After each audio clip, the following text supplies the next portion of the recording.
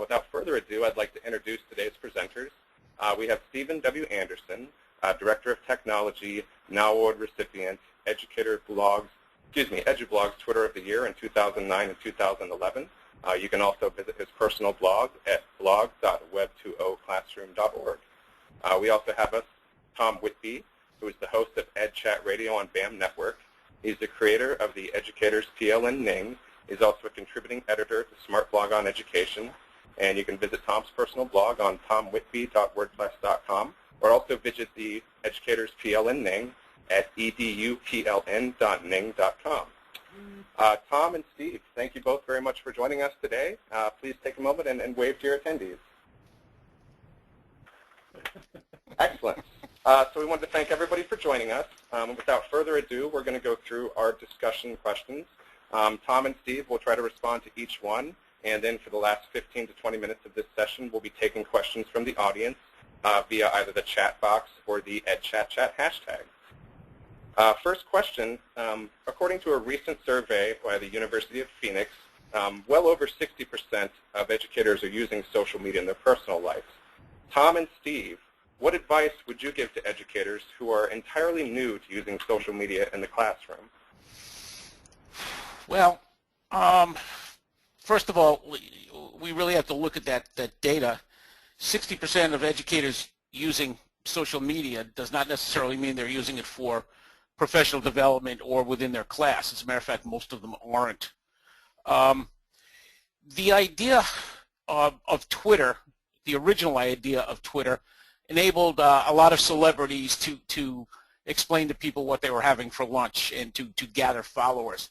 But what educators have done is they've taken that platform and they've changed things around, because we have always had collaborative learning, but collaborative learning had to be face-to-face. Through technology and Twitter, it's enabled us to take that collaborative learning and knock down all of the boundaries so that time and space do not stand in our way. We can pretty much collaborate with anybody at any time, and Twitter lends itself very well to collaboration because the kinds of information that educators exchange are very short links, links to websites, links to videos, links to documents, links to podcasts. All of these things are transmitted in 140 characters easily, and the idea that you're limited to 140 characters means you cut out all of the educational jargon that tends to slow discussions down. Now I'll turn it over to Steve. Yeah, I mean, the idea that 60% of educators are using social media probably doesn't mean 60% of educators are using social media for professional learning. There's a great use of social media for for what social media was designed for people to connect with other people or to find new and interesting topics. But what I think the benefit here is we have a whole new group of teachers who are using social media for their own professional learning. So like Tom said, this ability to share these links or to share these resources or to share these ideas in real time has had a really huge impact on a lot of people. You look at what EdChat has done, or the things that the topics that EdChat has been able to tackle, and the folks that we've been able to have on as part of our chats. But just in general, just the ability for a teacher to not feel isolated, the ability for a teacher to go into their classroom, and while everybody in their school may totally just not get this technology thing or understand how social media works or understand how technology works in teaching, that they have a voice, they have the ability to reach out, they have the means to be able to communicate with another teacher in another part of the country or even in the same district in real time. So I love using the example of a teacher who I know who had a lesson go very just terrible during first period. It was awful. He thought that it was, he had this great lesson planned. It didn't work out. In between first and second period, he jumps on Twitter, tweets it out, puts a hashtag on it, and before second period starts has 10 new ideas of things to try in his classroom. And so it's that we're kind of at that crossroads. Our buddy Adam Bello, I just recently heard him speak. He talks about how we're at a crossroads in education, and I really believe we are. we're at this point where it's a really cool time to be in education, but we've got to embrace this use of social media for our own professional learning, and it really is as easy as jumping on a Twitter chat or jumping into a webinar like this, or utilizing those means, for our own professional learning going forward. And what we're going to be talking about throughout this entire webinar is the whole idea of what we refer to as connected learning. The idea that we are, as educators, connected through social media. It is collaborative learning, but it is those connections and those relationships that we have with people that enable all of this to happen. So the idea of connected learning and collaborative learning is kind of intertwined throughout. But we're finding that more and more educators who are connected are having discussions about education that are far in advance of those discussions that are going on in faculty rooms and department meetings, because most of the thought leaders in education today are connected educators. They're driving the conversation, and the conversation is beginning on the connected levels, and then it's spilling over into later on, 6 months to a year later, into the faculty rooms and department meetings. I mean, we talked about the idea of flipped learning, so not in the form that it has taken today, but this idea that students will go and do and acquire some content knowledge via some other means outside of the classroom, and then coming into the classroom and actually doing something with that information. We talked about that on EdChat, 12 to 18 months before you saw it at a conference, before you saw it in print, before you saw it somewhere else. So we really do have this ability to be on top of those things because those connected educators are having those conversations much sooner than the non-connected.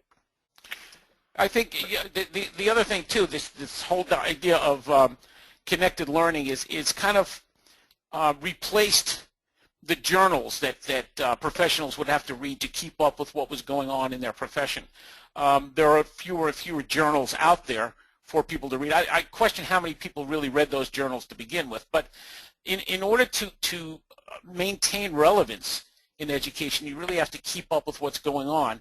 And one of the best ways to do that is to be connected. I mean, I received a degree in education technology back in the late 90s, and none of that equipment that I used or the software that I used even exists today. So for me to maintain my relevance in what I am certified in and what my degree is in, I have to keep up with what's going on. I have to be relevant in educational technology, and you can't do that if you're sitting back and you're not engaging and learning. The whole idea of being connected makes us what we want our students to be. It enables us to be lifelong learners, and we're doing this as a process of what we do each and every day. You don't have to spend a lot of time being a connected learner, but certainly we can afford 20 minutes a day to stay relevant and to be professional. And that's really all it takes, 20 minutes a day. And even at that, you're going to find yourself probably getting sucked in more because you're going to want to learn more and more and engage more and more people. And the best part about it, to engage the very thought leaders, the people that are driving the conversation in education, you can do that through social media and engage these people on a one-to-one basis. It's amazing who you come in contact with and who recognize the real ideas that are out there and discuss the real ideas with everybody, regardless of their title. If a teacher comes up with an idea, or if a superintendent comes up with an idea, or if a student comes up with an idea, they're all given equal value and discussed through social media without any regard to what a person's title is. I mean, I look at like the opportunities we've had to talk to, Diane Ravitch or Alfie Cohen or Dan Pink or, Bob Marzano. I mean, you think about people are paying, hundreds of dollars or thousands of dollars to go travel and to go hear these people speak. And, we can engage with them. We could send a tweet to Diane Ravitch right now, and odds are she would get back to us, within a certain amount of time, if she decided to engage with us that way. I mean, you can't. There's not another medium that allows for you to have that level playing field like what Tom talks about. It's very true. You've got this notion that I can throw an idea out there and someone else can throw an idea out there and because I'm a director of technology and that person's a teacher, both our ideas are equally valid. And we do have this level playing field that all these voices matter. And, there's talk about how social media is bad or social media is evil, and it's only, it's people tweeting about what they had for breakfast. It's just not true. It's an opportunity for people to meet and to socialize. Tom is a dear friend of mine. I tell people all the time I've slept in Tom's basement. Tom and I do lots of great things together. So we do have that social component, but I also learn a lot from Tom. I learn a lot from the people who I interact with on Twitter. I learn a lot from the voices that are out there, the blog posts that I read. You often hear, it sounds cliche, but I've learned so much more being on social media than I did ever in my graduate school program. Well, I don't know what that says about graduate school programs, but it does say a lot to the impact that the learning that people have in these social media spaces has on their professional and their personal lives, that it's an important piece of who they are, and that's why they choose to engage in it at the level that they do. And there's something else to be said for the transparency that happens in connected media. The idea that we can discuss things that have been that we've been practicing for years that really have no place getting the focus that they get. For instance, homework. We know research says that homework, for the most part, really doesn't do what everybody expected it to do, but these were not conversations that teachers were having before this. The whole idea of how important authentic learning is today is something that is demystifying a lot of what goes on in education, because these discussions are taking place openly in front of the world globally, and we're also seeing there are a lot of when we talk about the global ideas, we're finding that there are a lot of common problems that other countries have. We've got a lot of commonality with Australia, for instance, and the UK, and Ireland. And all of these people are interacting with American educators as well, because social media is global. It's also one of the first places you learn very quickly about time zones and international time zones. It just drives me nuts all the time.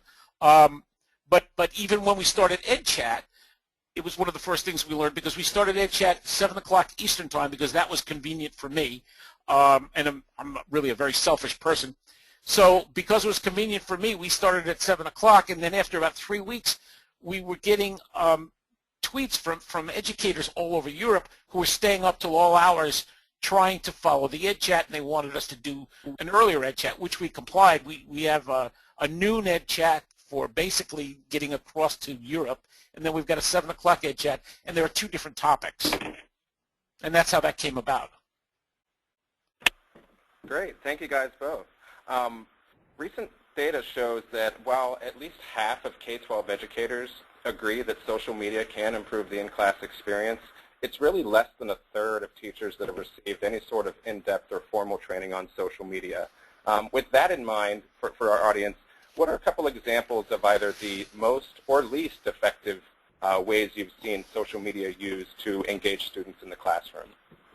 First of all, we've got to explain, this drives me nuts. Okay, we've got to explain that teachers are not being trained for social media. We are training teachers how to manage a classroom. And when we're talking about the 21st century model, that's not the same anymore. We shouldn't be putting kids in rows, but that's still how we're training teachers. We've got state legislatures that are passing laws requiring teachers to do blended learning, a certain percentage. Yet we're not training those teachers the methodology that they have to understand in order to be effective teachers online. So we're not training people through professional development for what it is they need to know to be an educator today. I hate to say 21st century educator, because we've been in the century for 14 years and we're still not even recognizing it as being there. Steve? Yeah, so I did some work with Edutopia and Facebook a while back, and so I think that Facebook page is loading. But if you go to facebook.com/education, you go over to the resources, this social media policy primer is something that I wrote with Facebook and Edutopia, talking about how schools and districts can create student-friendly and teacher-friendly social media guidelines. So I argue that that policy isn't needed. You don't need to have the physical social media policy. That policies are only meant to control, and you don't really want to control something like this. You want to let things happen organically. So there's a lot of examples in there, but one of the examples that's in there is from a district in the Northeast that they lay out basically in their internet usage policy that students may not ever use social media at school. Students are not allowed to use social media at school. They're not allowed to have access to social media websites, that it's against board policy for them to be access to school, and that it's a bad deal. Social media, they just take the assumption that social media is bad, inherently bad. And then in the next paragraph, it says every teacher is responsible for teaching students their responsible use of technology and the responsible use of internet resources. So you've got this dichotomy of, well, wait a minute, I'm supposed to teach kids the responsible way how to use technology and the responsible use of digital literacy and evaluating digital resources, but you don't trust me enough to even have the resources to engage the students in the spaces where they are to have them at school. A lot of districts take that point of view. They take this idea that social media is inherently bad, that kids shouldn't have access to these things at school, that they're distractions, that they're cyberbullying and things like that. My argument is we would not be in the crisis we have with cyberbullying had districts embraced these tools in schools as they were coming through. So as Facebook was coming on, as Twitter was coming on, if schools had just said, you know what, we need to start teaching kids how to use these things responsibly. We need to start teaching kids the responsible ways to behave online. We wouldn't have the issues we have today because it would just be a part of our culture. It would be a part of who we are. It's kind of like the whole argument that's happening with financial literacy. We wouldn't be in the economic situations we're in had we been doing financial literacy all along. So there's thousands of examples of great things that people are doing. You know, Matt Gomez is a friend of ours. He's a kindergarten teacher in Texas, and he uses social media with his kindergartners and teaches them how at kindergarten as a 5-year-old how to be a responsible user of technology and how do you portray yourself online. I mean, if a 5-year-old can do it, why can't an adult do it, and why can't an adult have access to it while they're at school? So we've got to get away from these policies that handcuff the teacher's ability to do their work and handcuff the student's ability to learn and allow them to do. And we use E-rate and we use all the SIPA and COPAs as an argument as, oh, I can't do that because they'll take my E-rate money away. And it's just not true. The folks at the FCC and the folks at DOE have said constantly that you don't have to block those things in order to keep your funding. Yeah, you need to keep SIPA and COPA in mind, and you need to make sure you're protecting the interests of children, but you can do that with all those websites open, and by teaching them the appropriate ways to use it, then they become better digital citizens down the road. Yeah, it used to be that school districts did two things with Facebook. The first thing they did was to create a Facebook page so they can get all the benefits of the PR. And the second thing they would do would be ban it from the school so that kids could not access Facebook within the school, which was just crazy. But the whole idea of disabling the ability that kids have to learn about the tools that they will have to be using in a computer-driven society is just crazy. They're not going to have a choice about what tools, whether or not to use technology for creation or for communication or collaboration. Those are tools that their employers will expect them to be knowledgeable about when they get out into the world. And for us as educators to say, well, listen, we're going to give you an education, but we're going to block you from using all of the same tools that you're going to need to know in the real world. This is the real world, and they have to learn those things that they need to know. The other point that I wanted to make is if you look statistically at the idea of for instance, the idea that there are some sex deviants who are going to lure kids from the internet out to take advantage of them. When we look at these statistics, like 98% of all of the sex offenses that are going to happen to kids will be happening from a close family friend or from relatives or from clergy has nothing to do with the internet. You know, a small amount does. And the same thing with bullying. When you look at bullying, it's well over 95% of all bullying takes place face-to-face. Not to say that bullying on the internet is an easy thing. It's not. It can be devastating. It's horrible. We do have to pay attention. But schools have to address bullying from very early on, before kids even have access to the internet. And for years, that was ignored. They were not addressing bullying. And then when the internet came along, they blamed everything on the internet. Well, bullying is bullying, and it's a behavior that starts much earlier than when kids have access to the internet. Steve? I mean, it's the argument that if somebody hits somebody with their car, we don't blame the car for being being terrible and hurting people. It's the person who's using the tool. So why don't we teach people the responsible way? And I have this argument a lot with administrators all over, in that we can't. We have to protect our interests. We have to protect our interests. Well, yeah, you do. As a district, it's your responsibility to make sure you protect your interests. But shouldn't you be protecting the interests of the learning of your children, of your students? And so, I mean, I feel like you do kids a disservice if you shut out that world. If you say, well, that social media world, while it may exist in your life outside of this school building, does not exist in that school. That to me is misguided and does a great disservice to the learning of those kids. And so we need to make sure that we're being responsible educators and making sure. I love what ASCD does, and it talks about educating the whole child. And part of educating that whole child is not only their knowledge and their development of their learning, but also their social emotional learning. And part of that is the responsibility to teach them the right and wrong ways to behave online. Look, I wish we didn't have examples of kids who bullied other kids. I keep coming back to Megan Meyer, and that was an adult who drove her to commit suicide by creating fake Facebook profiles. So clearly adults don't even get it either. And so as adults, I have a responsibility in my district. I have a responsibility to my teachers and my students to make sure that I equip them with the right information, that I equip them with the right tools to be able to teach kids the responsible ways to use technology.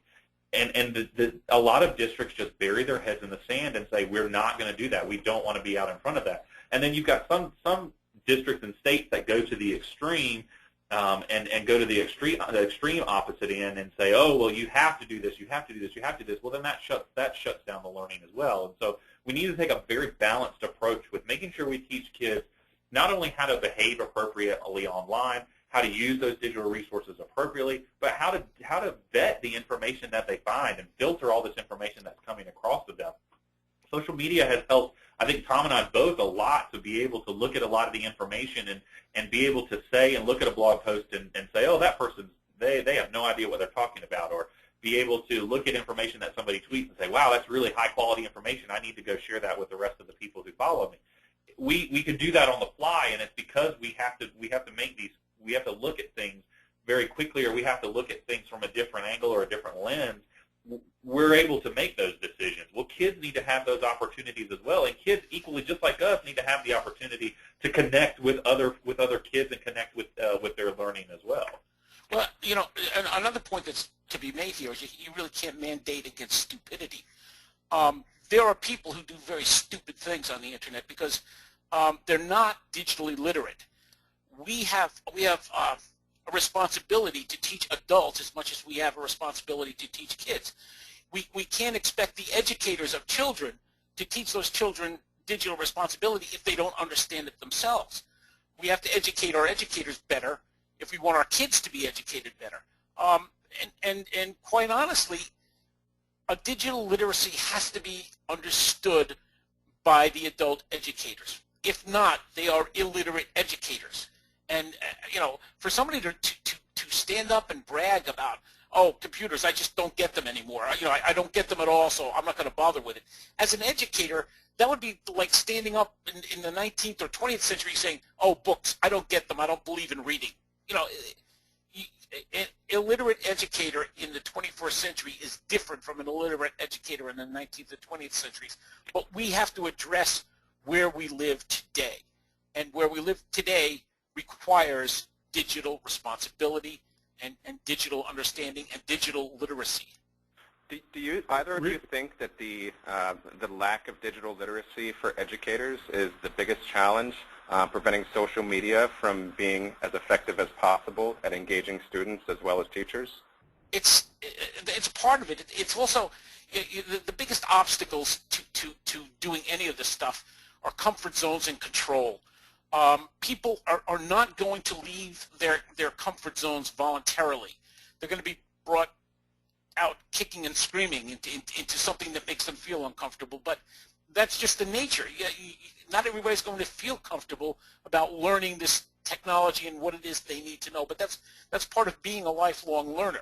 The other thing is control. We have an education system that's built up on compliance and control constantly. Control is when teachers are learning about the classroom. The first thing that's emphasized, and is emphasized for the 4 years that they're in college, is control the classroom. And control is the thing that we have to give up most when it comes to social media, and allow kids to make decisions about what it is they want to learn. If they take ownership of their learning, they're going to learn at a much faster rate and in a much more effective way than by us lecturing them and saying, you have to know this, you have to do that, you have to do the other thing. So we have to give up control in some way, and not that a student will control everything in the world that they want to learn, but we can step aside as mentors and guides as a new role for educators. We've always been mentors, but it's going to require giving a little bit more control to students to access that information that they need to learn. And it's the same thing that we do as professionals. One of the things about this whole collaborative learning is that if there's something that we need to know, we can direct our learning. We can contact those people who are the experts in that area through social media and say, this is what I need to know. Can you help me do that? So we are taking control of our learning, and we have to understand that our students should be able to take control of their learning as well. Well, North Carolina gets knocked for a lot of things, and we've been in the news a lot for our approach to education here. But I think one of the things we are doing right is requiring by 2018 that every teacher who graduates from one of our universities or who wants to be employed in our state be digitally literate. And so we're creating digital literacy standards that every teacher is going to have and be able to meet. And if they don't, they're going to have to go through professional development. And if they don't get it after the professional development, then it might be time to consider another career. And so I think that's one area where we're trying to kind of lead the way, in that teachers need to use it. Needs to be ingrained in the higher ed process as teachers go through this experience where they're learning how to be a teacher. Using this technology shouldn't be foreign to them when they come into our schools. We just went through a huge study of our district, and we spend a great deal of time retraining first-year teachers or trying to train out what higher ed has trained in. And because what's happening, there's a huge disconnect between K-12 and higher ed in terms of teacher prep. And so what I think where we're headed in the right direction is getting these digital literacy standards and trying to figure out what it is going to look like, and what does a digitally literate educator look like in 2018 or 2028 or 2038. That we want to have a sense that we have a responsibility to teach kids using and utilizing the technology means that we have, but teachers have to understand how does that impact teaching. And so what Tom says is absolutely correct, is we've got to change how we approach teaching in general and stop being this, the old adage, we have to stop being the sage on the stage and the guide on the side. We have to be we have to be the person in the classroom who doesn't give answers but asks way more questions. So we're doing bring your own device, and so we tell our teachers all the time, if you can't step into your classroom and just ask questions, then we've got to reevaluate how you're teaching. Because ideally, if you're working harder than your kids, you're doing it wrong. Your kids need to be working way harder than you, and I think that's a big problem that we have in teaching in general, is that teachers are working way too hard to put together all kinds of presentations or lectures or just stuff for the kids when kids should be doing that stuff. Kids should be finding that information. Kids should be figuring out how to create that information and disseminate it to everyone else. Kids should be doing that. We're not doing them a service by spoon feeding and handing them that information, because when they get out into the real world, their job isn't going to do that for them. They're going to have to problem solve. They're going to have to critically think. They're going to have to collaborate. And if we don't do those things in school, then we're doing them a huge disservice as they begin to leave the classroom. You know, I think we also have to emphasize here that it's not just teachers that have to learn this. It's also administrators. The administrators theoretically are the education leaders of their buildings, or the educator leaders of their districts.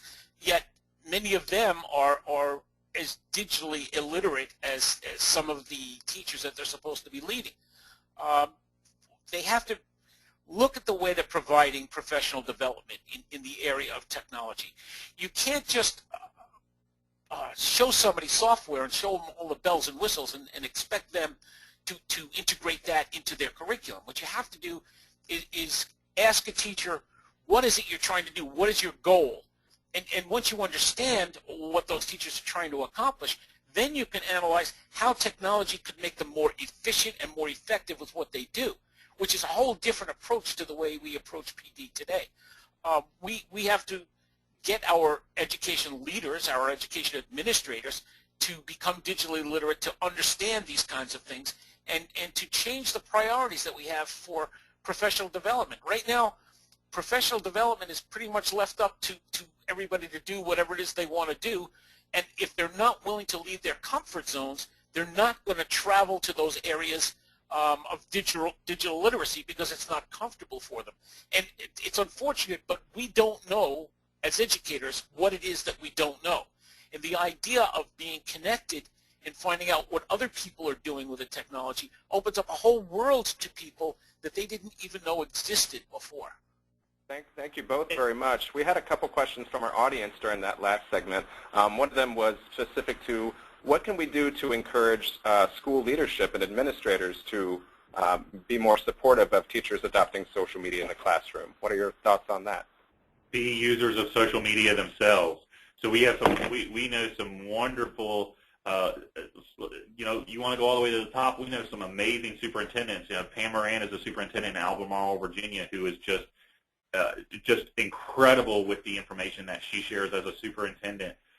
You know, we know good friends of ours who are on school boards who are tweeting and blogging, and you know, principals. We know lots of principals and administrators. I mean, they have to be involved in those spaces themselves in order to understand what teachers are doing in those spaces. And what we're beginning to see is we're seeing a lot of the national organizations, so like NASSP and NASEP and ASCD and those groups that are very highly respected in terms of their educational leadership, are embracing social media and using social media as a part of their outreach and helping leadership understand how they can use social media for their learning. The role of the administrator is a hard one. That's primarily who I work with. So in my role as Director of Instructional Technology, I spend a great deal of time talking to principals, working with our district leadership, and encouraging them to do a lot of the things that I'm doing, not to maybe the extreme or not to the extent that I'm doing them, but being involved in those conversations and understanding where those teachers are coming from when they say, oh, I heard this on Twitter, that's a good thing, that means that they're engaged in that learning, that they've taken that upon themselves. To me, a teacher who uses social media, if I'm an administrator and I have a teacher who comes to me and says, hey, I found this great blog post on Facebook, or oh, I saw this thing on Pinterest, or I saw this great tweet, shows me that they're very concerned about their own professional learning and that they're doing it outside of the prescribed time that we have as a staff or that we have as a school. They're doing that. They've taken that upon themselves on their own, which really is a sad kind of commentary on how we're doing professional development anyway, that we're not providing that PD that teachers actually need, so they're having to go out and find it. Well, if they're having to go out and find it, at least they're going and they're looking, and they're finding really good stuff while they're there.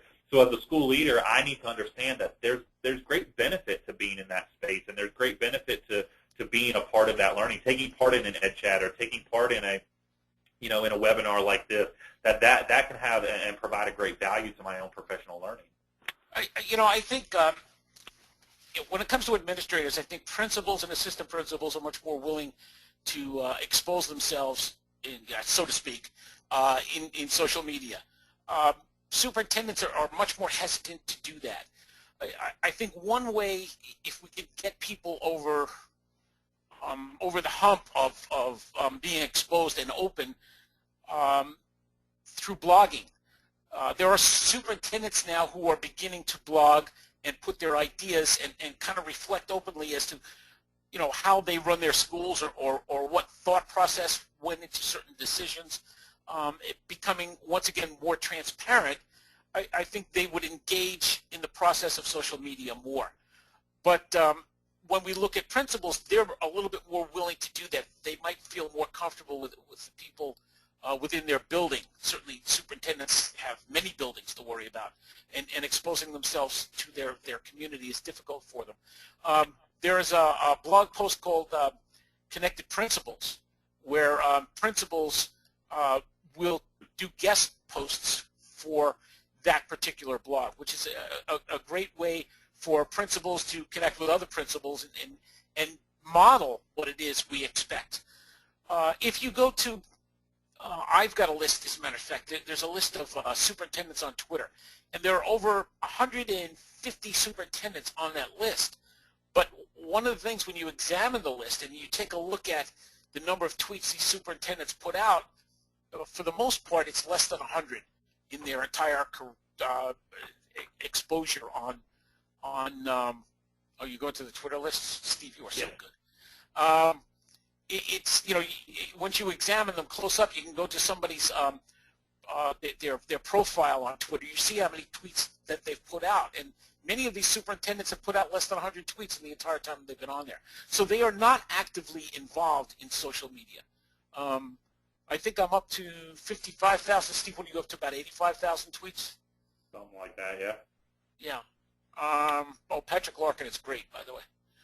But you can see by looking at profiles who is really involved in social media.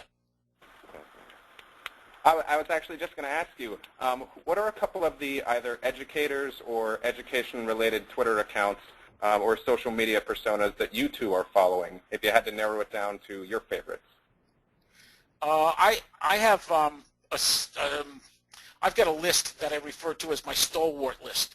If you go to people's profiles, you can see many people on Twitter have lists of people that they make up. It's a way to organize your followers.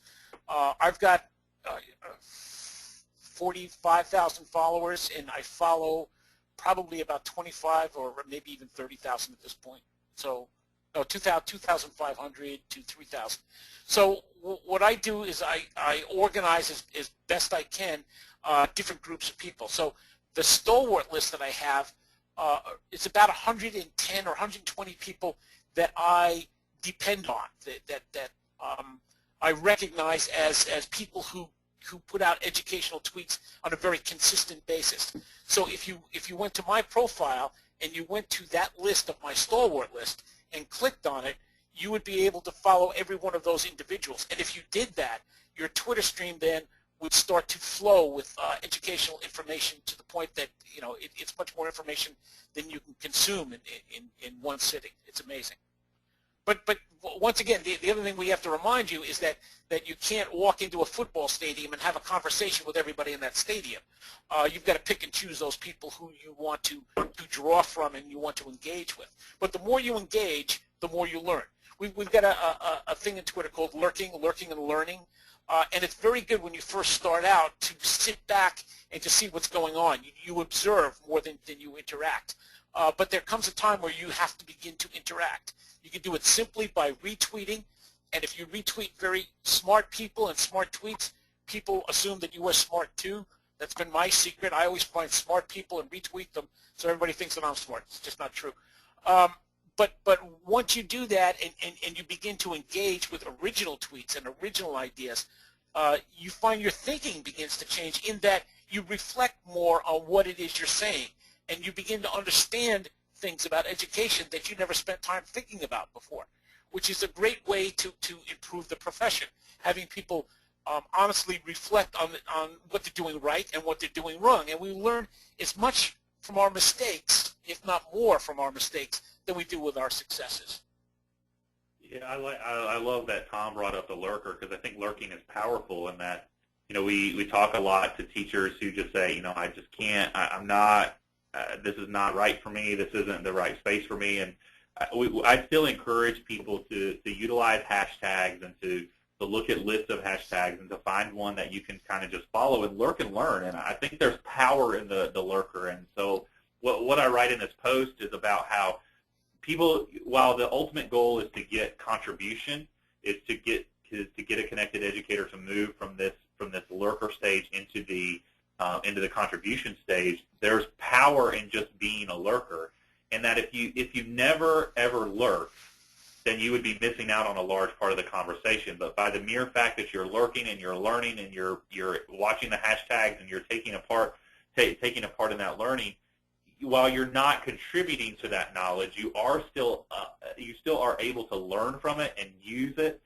in the hopes that you'll contribute, but you're still able to take something away, and that's powerful. That to me is much more powerful than someone who chooses not to even take that step, to not even to take that first leap over the edge and to join and to follow those hashtags.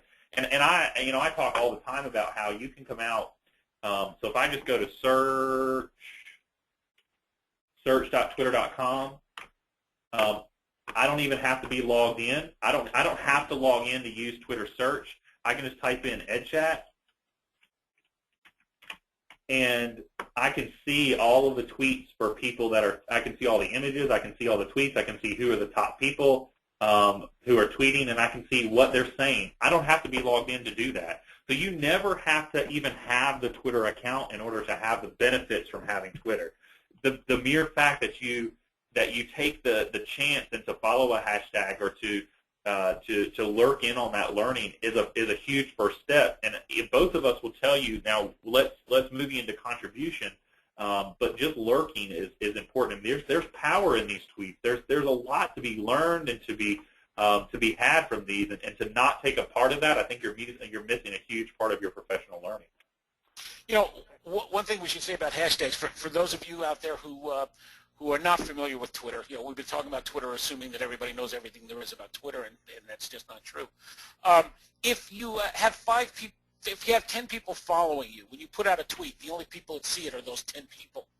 And one of the ways that you can increase the number of people who see your tweets is by putting a hashtag on it.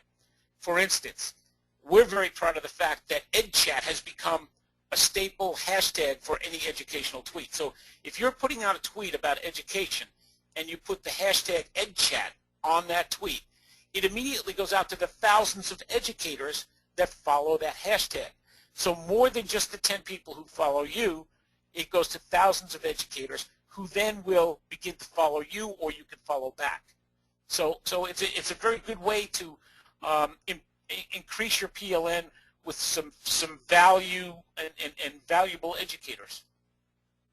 So the inevitable question comes, well, what hashtags? Well, Jerry, our buddy Jerry Blumengarden, Cybery Man, has a page that has literally hundreds of educational hashtags that I could then just take. So STEM, that's something that we're working on a lot in our district. So I can go to search and I can type in hashtag STEM, and I can see what people are saying about STEM. Well, I mean, instantly at the top, I can start to see, there's some Pinterest pins, some information about how to successful women in tech, that I could use in my classroom.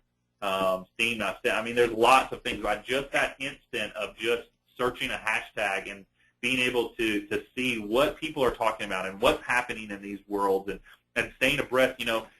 Tom talked earlier about education organizations and journals. Journals can't keep up this fast. This stuff is happening in real time. This is learning as it's happening, and as people are learning it and as people are sharing it. You can't buy that kind of learning anywhere. You can't go to a conference to get that. You just can't. It's available to you for free, and all you have to do is plug in and get connected, and you'll see a huge world of benefit as you just start typing in a hashtag.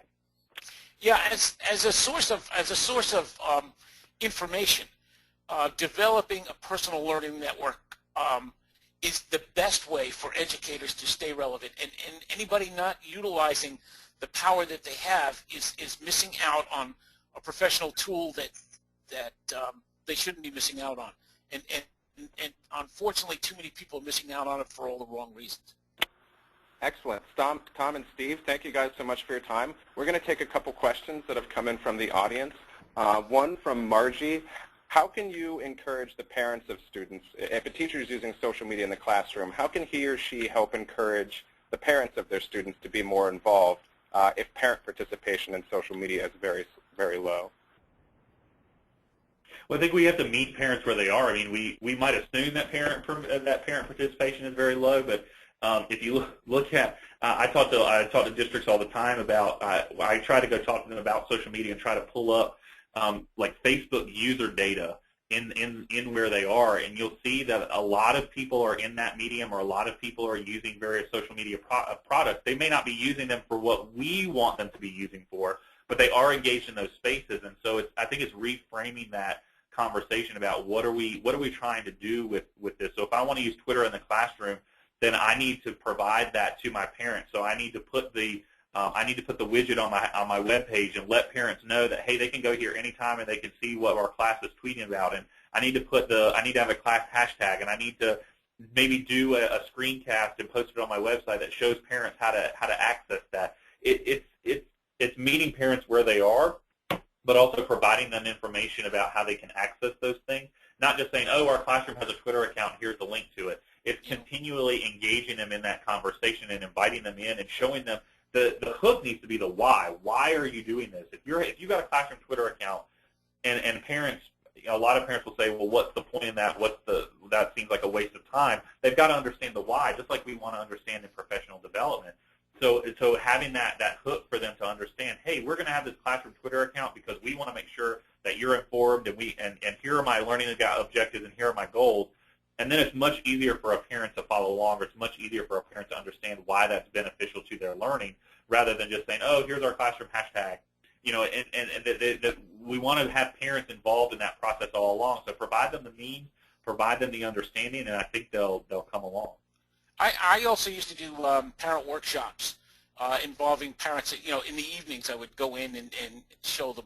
But another thing that's helping things along, there are a number of teachers now who are starting students out with either class blogs or personal blogs very early on.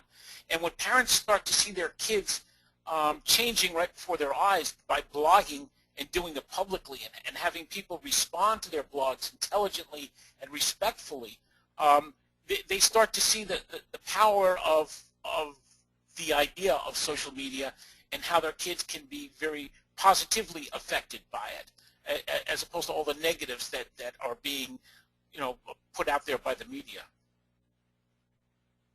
Okay, great. What about Google+?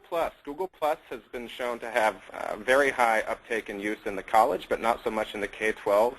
What are your experiences, if you can summarize in a few moments, with Google+, and how does that compare to, you know, traditional social networks like Facebook and Twitter?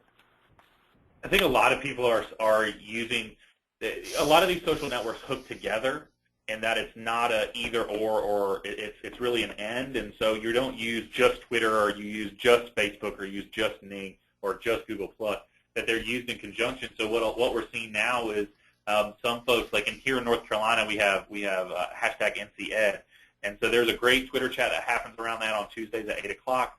But the Google Plus page is a place to expand on that thinking, or to post a blog post, or to use it as kind of a community to organize a lot of the things that don't happen on Twitter, where, yeah, it's great, you can post the information in real time, it's really short, it's really snippet, but for people who may need that extended space, a lot of them are jumping to Google Plus. I think we're not seeing it in K-12 because for a long time, Google Apps for Ed, school districts couldn't use it because it wasn't a part of that suite of tools. But now that it is a part of those suite of tools, it's getting those school districts to realize that, hey, maybe we should, this could be a great place for our kids to have them use our Google Apps for Ed, Google Plus accounts, and have them build up that digital footprint, because it could be a great way to demonstrate how kids are expanding on their learning, and it be a very public way of doing that. Yeah, I always found Google Plus to be a little bit limiting too, because you're limited to the Google Plus people you're connected to, whereas Twitter kind of opens up to the world. But again, these are all components of a PLN. There are no two PLNs, professional learning networks, that look alike. They're like snowflakes. Everybody has a different one. And it's not just the sources of people, but it's also the applications that you use. Some people will use Google Hangouts quite a bit. Some people use Skype. You know, everybody's got their own preference, and there are advantages and disadvantages to each of them. Excellent. Thank you guys so much. Tom, I have to ask, someone in our audience was wondering, why are you not wearing a Hawaiian shirt today? Okay, there is a reason why I'm not wearing Hawaiian shirts. I'm getting ready. I'll be going 2 weeks conferences. I'm heading, after this, I have to head out to Michigan for the McCall conference. That's going to last a few days. And then at the end of the week, I will be going to Los Angeles for the ASCD conference, where I have to wear the rest of my Hawaiian shirts. They're very expensive shirts, so I don't have a whole bunch of them, and I have enough to carry me through 2 conferences, so I'm not wearing it today. Excellent. One last question for both of you. Do you have a recommendation for either a social media app or a social media approach you might take for a high school special education student or a student in a CDC classroom? I mean, yeah, I think giving them the opportunity to connect with something that they're passionate about. So we try to do that with all kids. So, you know, having them follow their passion. So if we've got a kid who's really into photography, you know, doing some searches for photographers to follow. So I love the website Lifehacker and Mashable, and those 2 places seem to really kind of draw in a lot of the information of, oh, who are the best, you know, photography people to follow, who are the best artists to follow on Twitter. I think allowing them to kind of look at what they're passionate about and find some way to follow, for them to follow those kinds of passions online. I think that can be beneficial for any kid, no matter who they are. That says it for me. Okay, great. Tom and Steve, thank you guys again so much for taking the time.